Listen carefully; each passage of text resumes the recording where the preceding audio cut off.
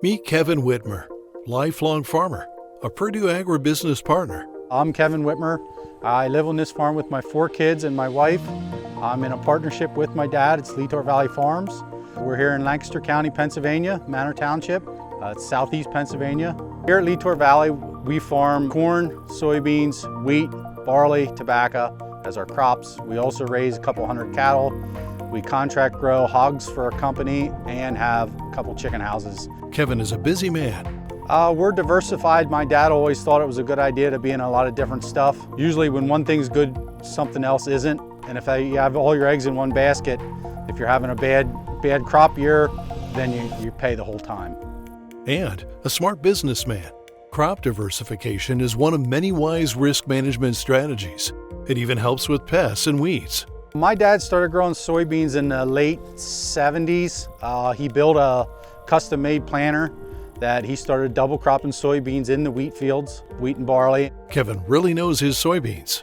I started planting soybeans about the time I was big enough really to drive a tractor. So I've been farming pretty much all my life. We have about 60 acres of full season soybeans, and then we plant another 140 acres of double crop soybeans between the barley and wheat. The double crop soybeans tend to be one of your most profitable projects on the farm. You usually get a crop of wheat, and that usually pays most of your rent and stuff, and then the beans are your bonus, the cream on the top. And he's a big fan of Plenish high oleic soybeans. He loves growing them and earning more profit per acre for them. We started growing high oleic beans about when they came out. It's been, I don't know, 6, 7 years anyhow, I think.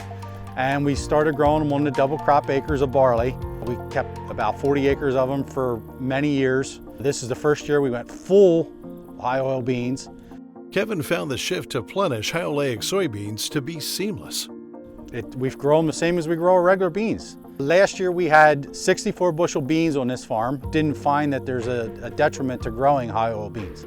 Kevin manages weeds on his high oleic acres just like he does on the rest of the farm, using early detection, multiple modes of action, and timely application. Weed control, you do not let your weeds get very big. Firm advocate of getting after the wheat that's coming up, your volunteer wheat, before it becomes a problem. You'll start to see some red roots and stuff or some mare's tail. You want to get it when it's little. The smaller you can control them weeds, the less water they use and the less stress competitiveness they are to the beans. Small weeds are easier to control. If you see you got a problem, you really got a problem. Smart planning makes sense. Our weed control program for full season beans is we usually go through, spray it first, get a good burn down on it. We don't necessarily use 2,4-D. We usually use like an Anthem or something else. The 2,4-D has a little bit too much of a time delay. We want to get started planting in the spring and for it to work for us. That's usually where we go with that. His weed control program works. Then for our double crop beans, you take your wheat field off and hopefully you have a clean wheat field or barley field to start with. We plant right away. There's no burn down in that. The sooner you can get them planted, the better. I like to be planting wheat beans by around July 4th. Just in time for fireworks. These beans here were sprayed once for weed control. And like I said, they were sprayed early. They weren't very big, and a lot of guys would say, well, you don't see enough there. I still think you want to get them before it gives any stress to the beans.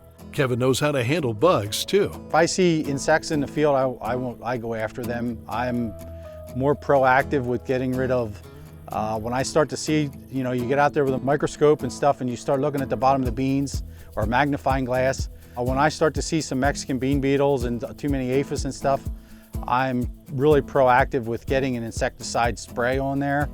Kevin deals with bugs like he does with weeds, quickly and proactively. Our full season soybeans have been sprayed 3 times, twice with an herbicide and then twice with a fungicide. Kevin appreciates how healthy the Plenish high oleic beans are. We got a couple 3 and 4 inch rains this year, which were a little excessive. I don't have a white mold problem.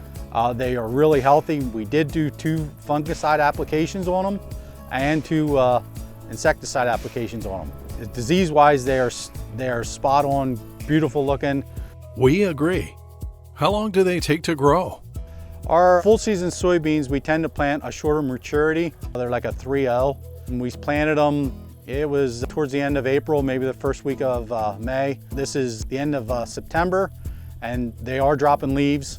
They look like within the next week or two they will be harvestable. Kevin loves working with Purdue Agribusiness. We are really close to the Bainbridge plant where Purdue processes these soybeans, so it makes the marketability of our beans more profitable because it is fairly close to our operation, and makes it that we can deliver them there. It's just close.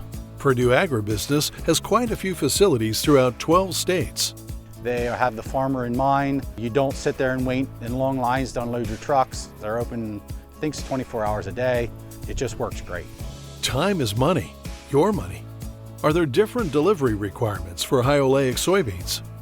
High oil beans are still the same requirements as regular beans for being deliverable as far as moisture goes in the content of the beans. When we deliver our beans to Bainbridge, the moisture is supposed to be correct and it's the same as what regular beans are. When we store them, we try to store them at 13%. The biggest difference is profit, a premium paid on every bushel delivered. I think being a partner with Purdue in growing these high oil soybeans, the facility being where it is, the location, the premium that they're willing to pay for these soybeans, and the lack of yield difference between conventional beans and these soybeans, it definitely promotes, a good working relationship with Purdue. And the fact there's a guaranteed market. The heart healthy oil that comes from high oleic soybeans has a ton of uses. It's a main ingredient in top branded snack foods, salad dressing, and even coffee creamer. We have a couple neighbors that are growing beans with Purdue. It really got to be a big program this year. And in the past week or two, I found out quite a few more guys are growing the high oil beans than I expected. Almost, I would say half the beans in my neighborhood are going to go to Purdue as the high oil beans. The Purdue Agribusiness commitment is, you grow them, we will buy them. I think this year, hopefully, depending on yield, we ought to be able to gain $30 to $50 an acre by having plenished soybeans. At a guaranteed premium. And if you can get a little bit of a premium for anything you're selling, it adds to the bottom line, and that's what it's all about. If you're interested in becoming a partner with us, give us a call.